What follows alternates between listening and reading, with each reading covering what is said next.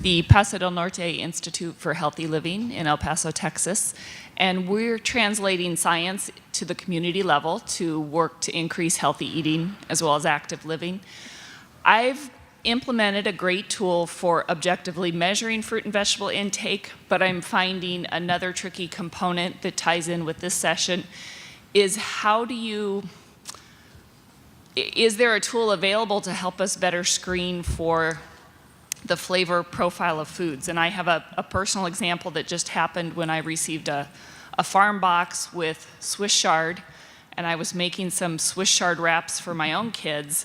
And for some reason, I thought to sample a few of them. And the first one I tasted, unlike the box I'd received the week before, was extremely bitter. And I thought, oh my gosh, what happened to this Swiss chard since last week? So I tasted the rest of the leaves. There were 8 large leaves.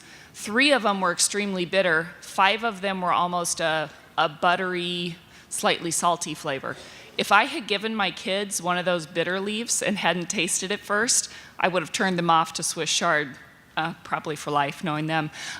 So what do we do about this variance in flavor profiles when we can't possibly taste everything, and yet that can have a huge impact on trying to get people to eat more fruits and vegetables in their diets? Who would like to attack that? Yeah, I'll go. I'll just quickly. Is that on? Okay. So, so I think what you described is actually really difficult, and particularly with fresh foods, right? And I think to a certain extent, people are willing to accept some variability with fresh foods, and I think with processed foods, in particular, that willingness to accept variability in processed foods is much less transient, right? I mean, they're any sort of sensory difference is problematic. And so with processed foods, that's one of the reasons why flavors are used in such great detail, because that can really sort of stabilize and ensure that the product has that consistent, perceptual response all the time. It gets a lot harder with the fresh fruits and vegetables, and I think that it's an interesting question, and I don't know if others have particular. I think Chris is spot on there. That it's a question of the expectation of the consumer about when we allow variability and when we don't. That as sensory scientists, a lot of the tools that we use were developed for manufactured foods back in the 1950s, where they were very consistent industrial processes to make these things, versus what you get. So when I buy an orange week to week, that orange varies.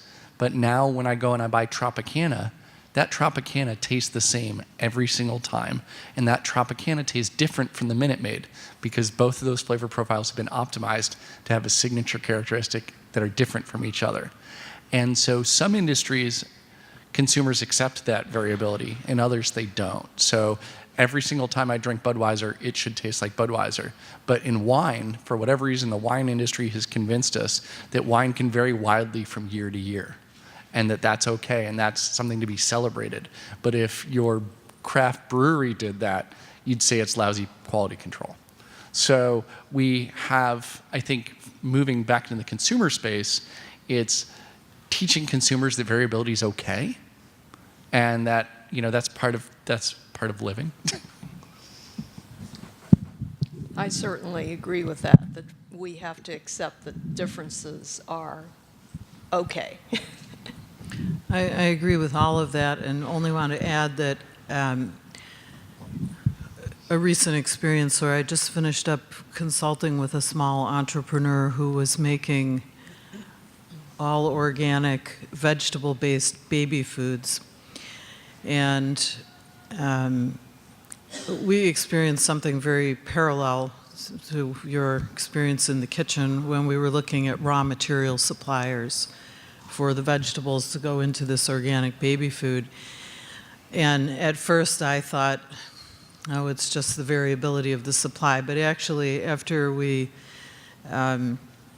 spent several weeks getting samples from several different suppliers, we found that some suppliers were better than others with produce. And this was kind of a new thing for me, because Kraft Foods, where I spent most of my career, doesn't do produce. It's just not one of their products. So we did find that we stuck with certain suppliers, and they weren't always the same ones for each vegetable. And some of them had some taste qualities built into their specs, their specifications for the raw material ingredients. It's a little harder to see how that can translate to the grocery store or a meal kit that you're receiving at home, but certainly it's variable, but I think there's focus that can be had to try to, optimize the taste and screen out for, bitter problems in chard or kale, whichever it was you said. Anyone else on the panel with comments? Thank you for your patience. in No returning. problem.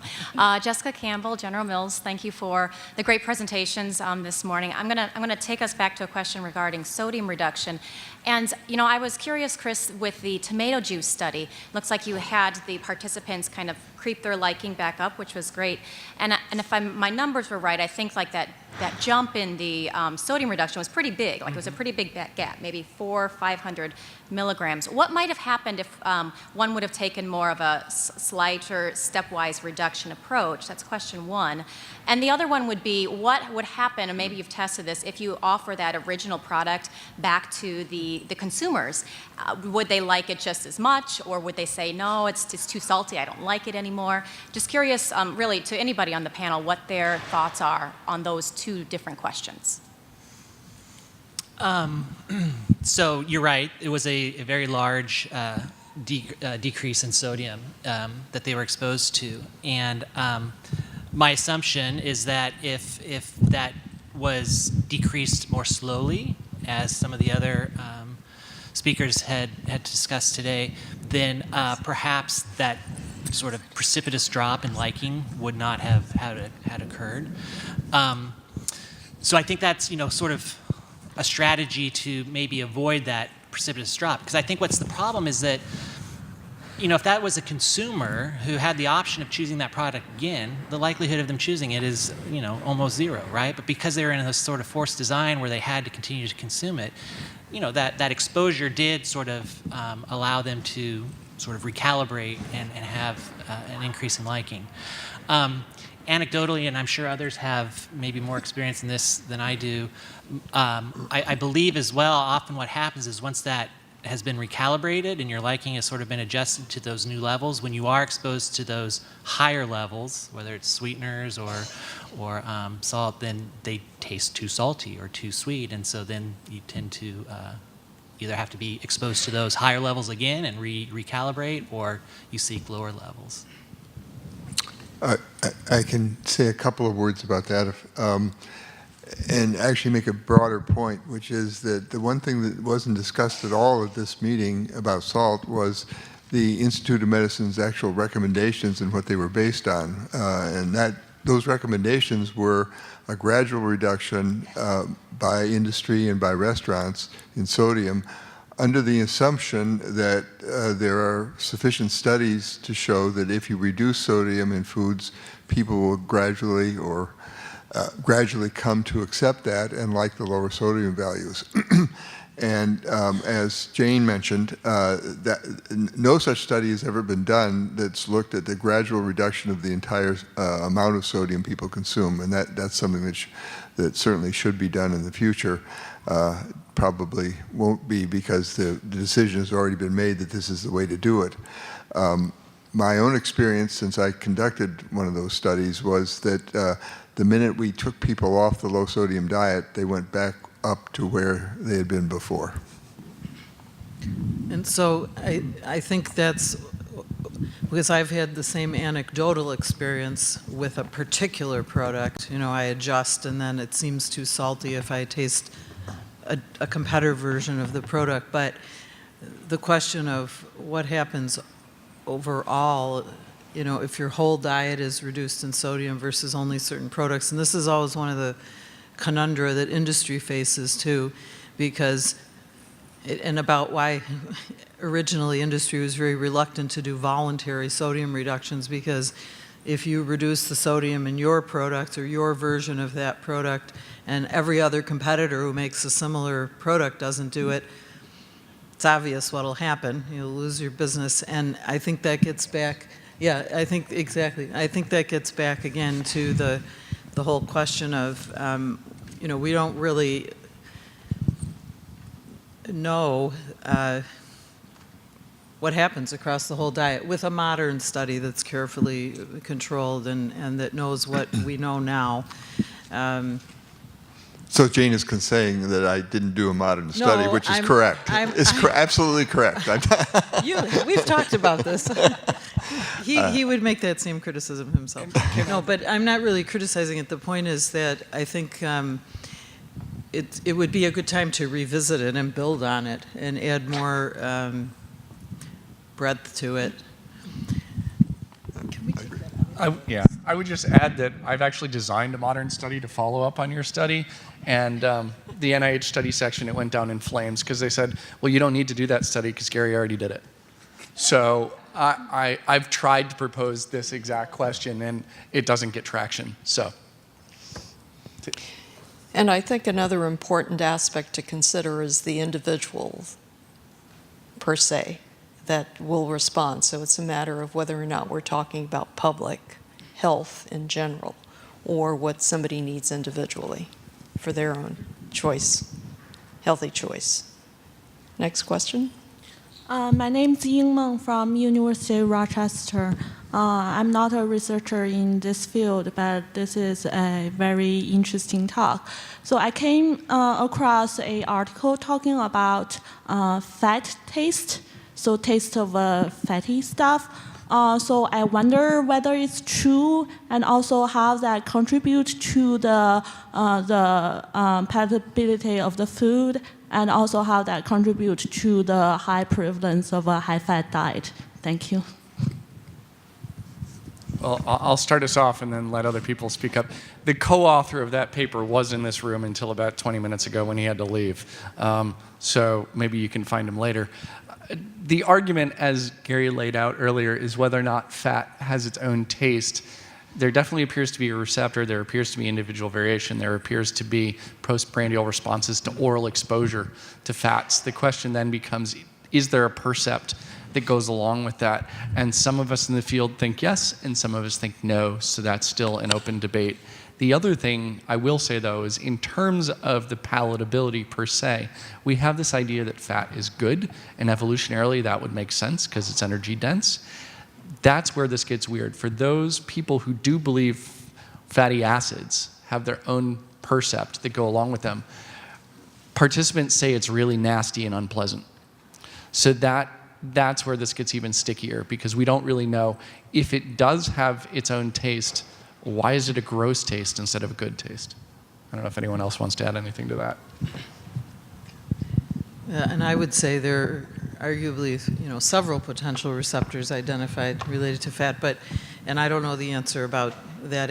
We don't know the answer about that, but certainly there's a lot around liking and palatability related to fat in any event.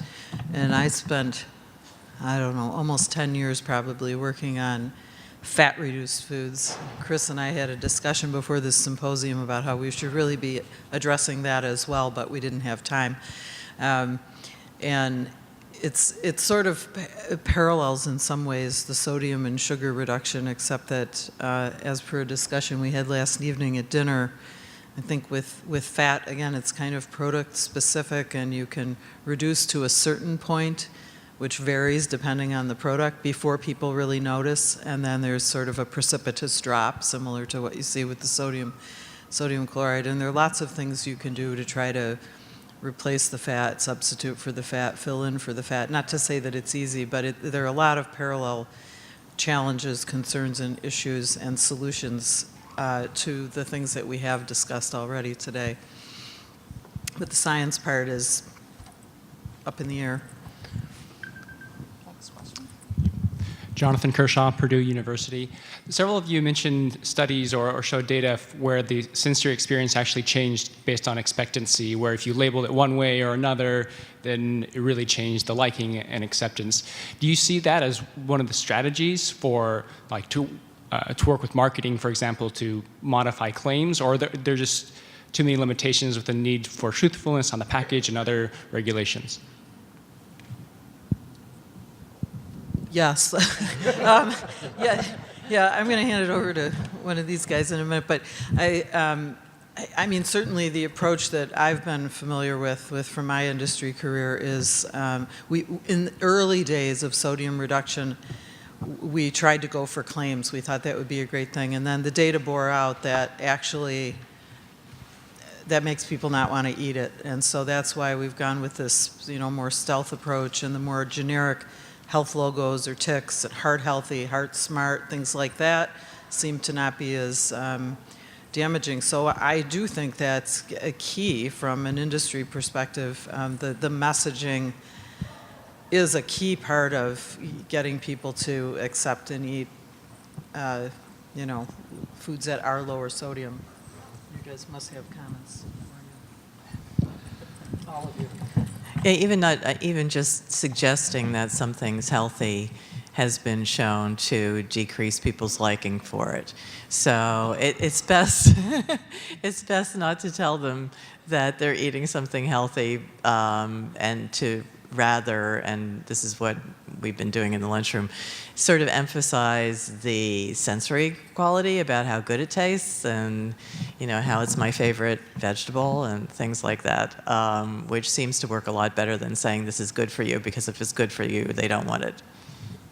And I think, what I'm talking about with the labeling, at least the findings I'm familiar with and the experience is the front of pack labeling. That's not to say that you still label the sodium or the sugar or what have you on the back label. Actually, surprisingly to me, because I look at that stuff like a hawk, actually a lot of people don't look at the nutrition label. But, you would still be labeling truthfully if people are looking for that information, but just not to hit them out of the gate with the "it might not taste great" message.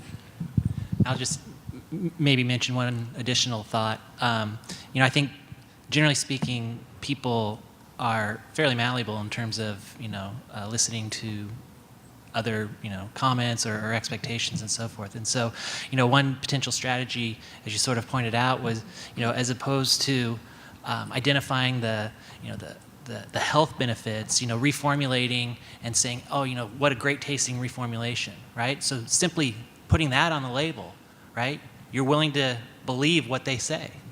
And so even if it's, sensorially changed and it's got a different flavor profile, sort of optimize the positive aspects of that and say, it's a highly appealing whatever type of flavor formula or new flavor profile. And I think that potentially has more traction, again, because people are sort of willing to believe what they're told. So just a facetious comment on this, we should label sugar and salt as healthy. On that note, Allison. So, Allison Kretzer, ILSI North America. I'm curious to ask the panel if you could put together a dream team to break through and to come back to really the taste mechanism. What is it that would accelerate to bring us there? If you ever mapped out and all the different pieces of the puzzle that need to come together and to understand, I feel like we've kind of had this conversation for over a decade that we need this technological breakthrough. So what is the team that needs to come together? Is it that we've got to put together a public-private partnership to bring to bear against this? Well, I think you need the five of us as consultants, and then we need 5 draft picks in 2019. No, I think you're right, that it requires a partnership approach. We live in a capitalist society, and food companies have to make money, and people have to buy food that food companies make. I mean, you could argue that they don't, but realistically, as we move towards 9 billion people globally, we can't all afford, as humanity, can't just eat artisanal things grown locally. And so I think we need the economies of scale that capitalism gives us. So you need to have teams of people that understand the biology, the perception, formulation. I think we need to have more interaction with marketing and food psychology, the working with in terms of policy, so we don't push out messages that are counterproductive. So I know that's in some ways a really lame answer, because I just said, oh, we need to do all the things. And I know that that's not helpful, but I don't know if anyone has some better insight. I guess I was really looking at the science, that piece on really understanding the taste receptor mechanism. What are we still missing that foundationally might accelerate those other pieces? I'm really on that very beginning piece, and whether or not there has been enough investment in that, seeing that the enormous public health benefit as far as helping people to eat healthier diets. Yeah, well, of course there's not been enough investment, but I'm obviously a totally biased person in this, but the program that Jane talked about that was done in collaboration between industry, large numbers of companies, and Monell to look at basic receptor mechanisms for salt, which is a very, very tough problem, which has not been solved. But that's, I believe, the right approach. And we could certainly use some more help from the government as well. But the issues that are really outstanding now have been very difficult for very, very bright people to figure out. And so, I think we can do it. I think we will do it. And I think there are people that are in the process of doing it. So I think the future is pretty good for the receptor mechanism. Now, whether this is going to solve the problem is a different story. And my view of the sodium and the sugar problem there are two kind of logical approaches, one of which is the technological, which is based on receptor sorts of stuff, and the other is sort of the more psychological or the more experiential, which is the recommendations of gradual lowering and shifting of preferences. Those two come together, though, in the sense that I think the evidence is very clear that you can reduce the liking for high levels of salt by putting people on low sodium diets. It's been shown 5, 6, 7 times. So it's doable, but we have no idea why it works. There could be some receptor changes, there could be some central changes, that's more likely in my view, but who knows? And I think those kinds of issues really need to be understood if we're going to make this a public policy, because one of the things that the whole public policy of reducing sodium in foods, and the IOM actually recommended it be required to be put in as law to solve Jane's issues about competition. That's not going to happen. But it seems to me that this is a huge experiment on the public to some degree. And I think we should look at very carefully how that experiment is working. I just want to echo and add one piece to that. So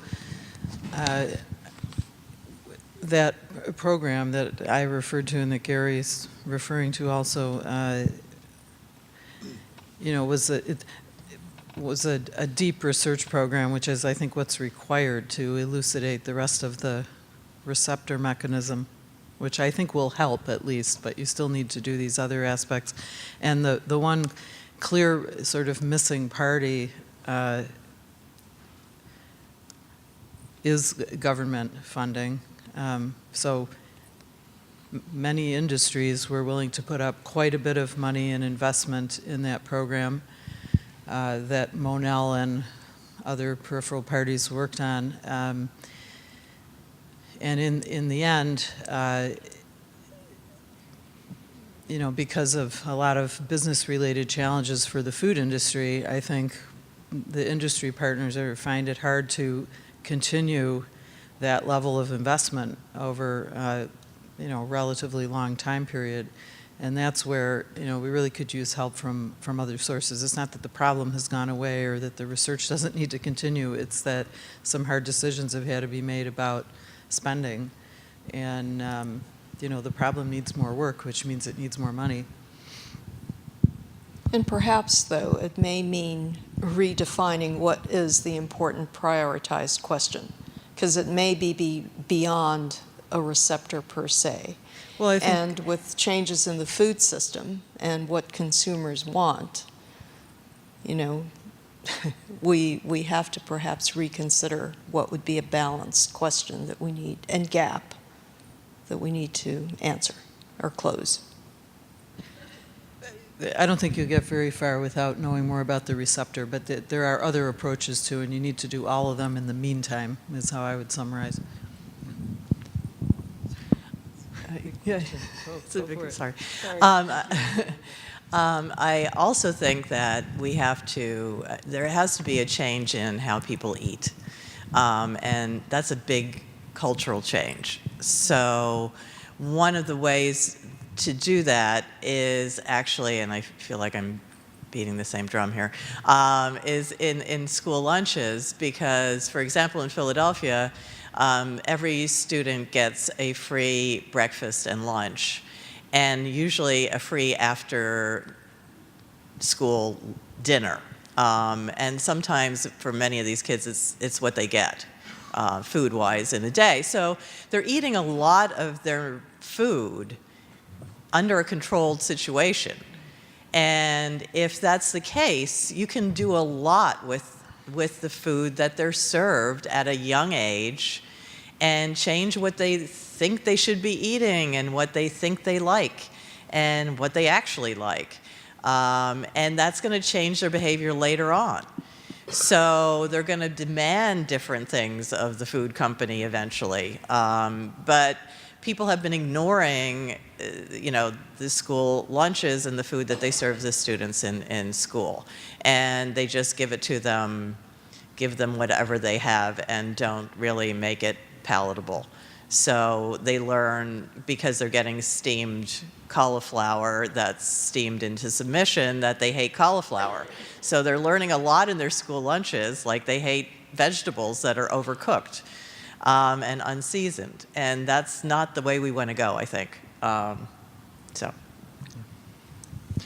Steve Douglas, Purdue University. My question kind of goes along with what you guys are saying, or asking about right now. The question is, do you believe that there is a gap within the dietary guidelines for America, or is there a blind spot that you all would recommend addressing maybe in the next iteration? Nobody wants to touch that.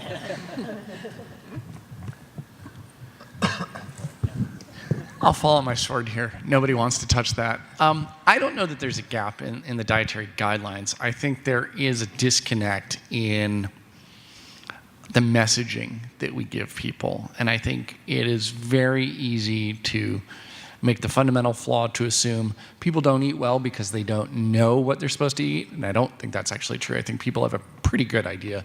It's overcoming millennia of biology that has put drives into us to make us like things like sugar, salt, and fat. So I think it's a hard row to hoe there. And then I think the other thing is we let perfect be the enemy of good. You know, we demonize foods, we demonize ingredients. And, you know, I remember one of my dietitian friends telling me the story about she was counseling someone who this person ate 4 bagels a day with cream cheese. And the traditional approach would be to tell this person to knock it off entirely. But her solution was to work slowly with this person and say, okay, let's go down to 2 bagels instead of 4, and let's only do a 1/4 inch of cream cheese instead of 1/2 inch of cream cheese, right? And so I think we need to, in our messaging, both at the individual personal level and at the public health level, we have to try and meet people where they can actually make some improvements instead of hectoring and lecturing people. And I'm not saying that anyone here does that.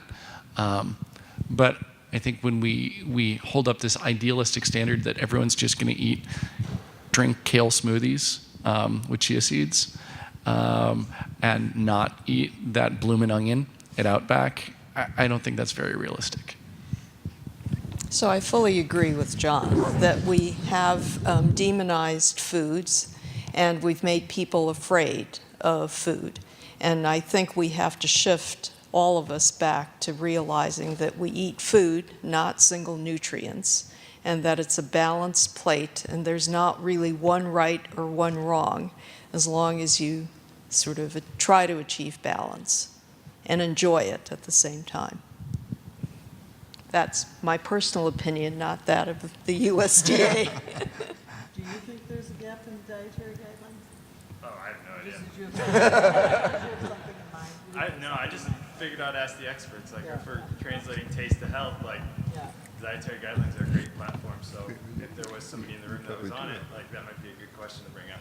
The big problem is many issues relating to health outcomes are very difficult to directly find causality with respect to a specific food.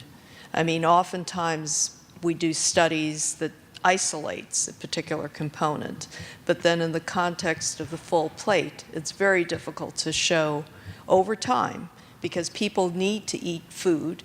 It's a different thing from pharmaceuticals where you don't have to take a drug, but you do need to eat food. And how do you deal with probably a study that one would have to do for decades in order to really see whether or not we could causally influence health outcomes?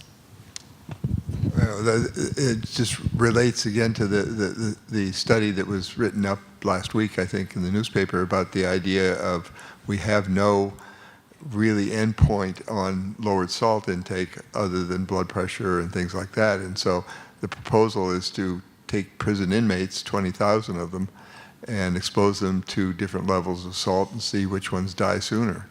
And that's the right experiment. There's no question about it.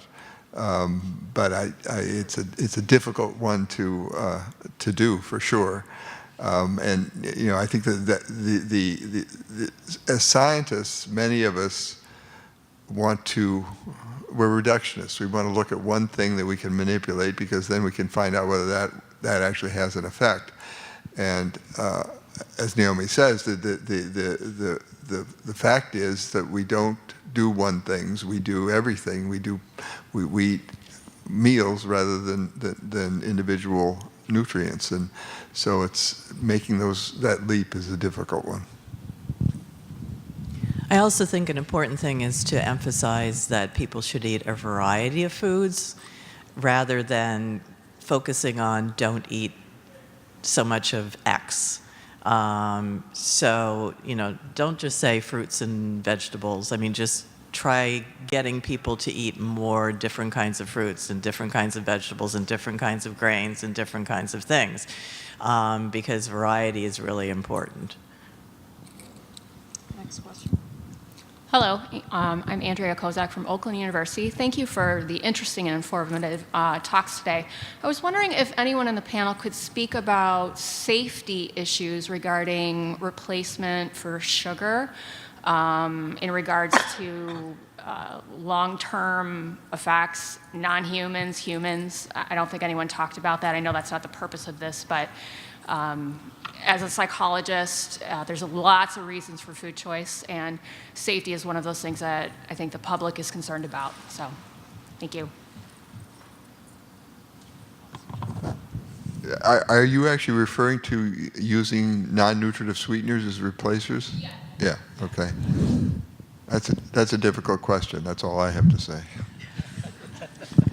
I carefully avoided that question in my talk, but I will say from an industry standpoint, it's one of the many reasons why, not the only one, but consumer pressure being another, but it's one of the big reasons why industry is really pushing and focusing towards natural non-calorie sweeteners. Now, then the big question is, on a long-term basis, are those safer, which is hugely complicated. Yeah, I would just say that on that specific point, the source of the non-nutritive sweetener is irrelevant. If you believe in the decoupling hypothesis, the idea that you lose appropriate signaling when you use non-caloric sweeteners, it wouldn't matter if it were sucralose or Reb A or Reb D. So natural versus artificial is just a red herring when it comes to that.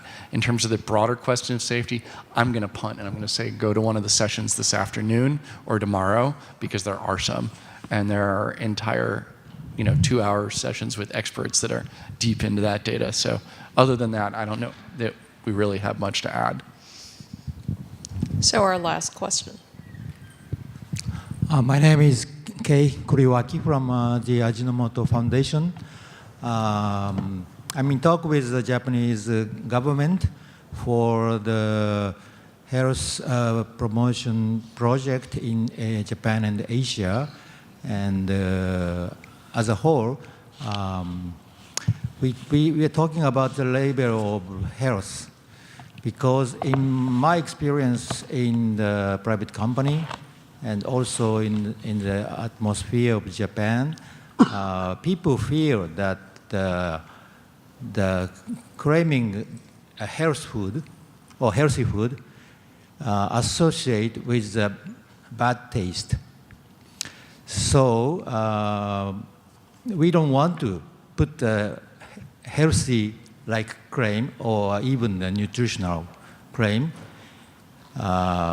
because it makes people associate with not tasty. So some of you are the psychologists, so do you have any study on the image of the health food, even the bad image of healthy food to the people as not tasty? In this case, as the English experiment of the reducing the salt gradually, silently. So it's better not to claim healthy to make people eat healthier food or meal. I don't think we know really what is healthy. I think there's still some disagreement as to what is healthy. I would agree with that, but I would also say there's a lovely paper by Gilliam out of Australia that really looks at this question in just one small example, but around the question of sodium. Exactly. It's a great paper because it gets at exactly this issue of the health halos and the horns that you get in terms of consumer acceptability depending on the messaging you use. So we need more research like that, because this is the great question of replicability and generalizability. It was true in Australia. Is it true in the United States? Is it true in Japan? Is it true in the EU? Et cetera. So you need that kind of work, and then how does it cut across product category? So I would love to see that study redone 19 more times in 5 more countries with 10 more foods. And I'm not at liberty to share, and it's not published, but I will say that I know of industry work on this exact topic as well, with specific products and labeling. So I think it's well documented, if not published, publicly available, but it's a well documented effect. Well, I guess you'll have the last word. Thank you. Obon is the name, from the University of Ibadan, Nigeria. Does age really change people's perception of food and tastes? If yes, is it a psychological phenomenon or biological phenomenon? And at what age can that happen?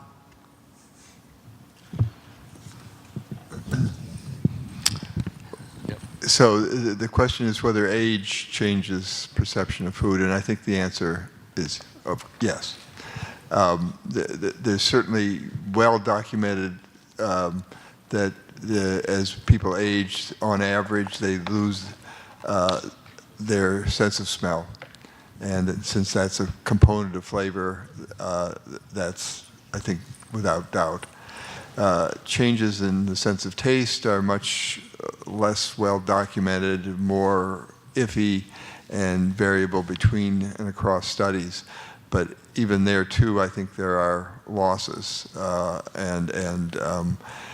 so there are changes that are based on perceptual loss, essentially functional loss. But there are also changes, I think, probably in hedonics that are more central, that also are related to age changes. So anyway, basically, I think the answer is yes. But we have a minute. I have one other kind of anecdote that I think really is important. It says about what the issues that we've been discussing, and that is my 93-year-old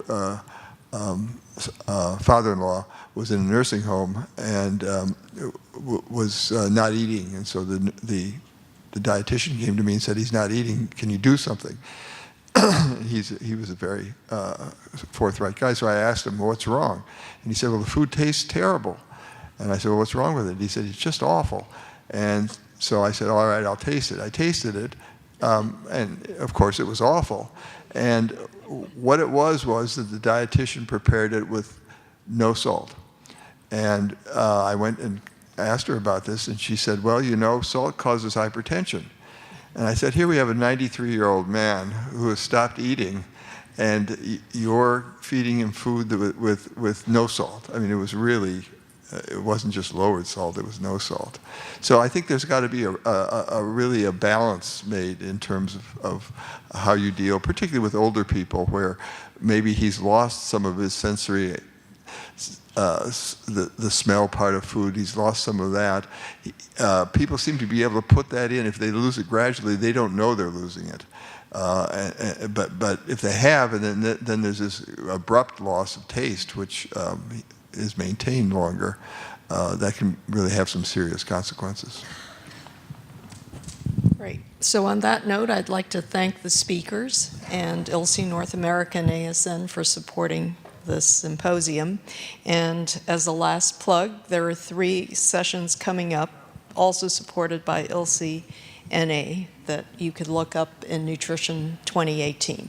So thank you for your time and interest, and thank you to the panel.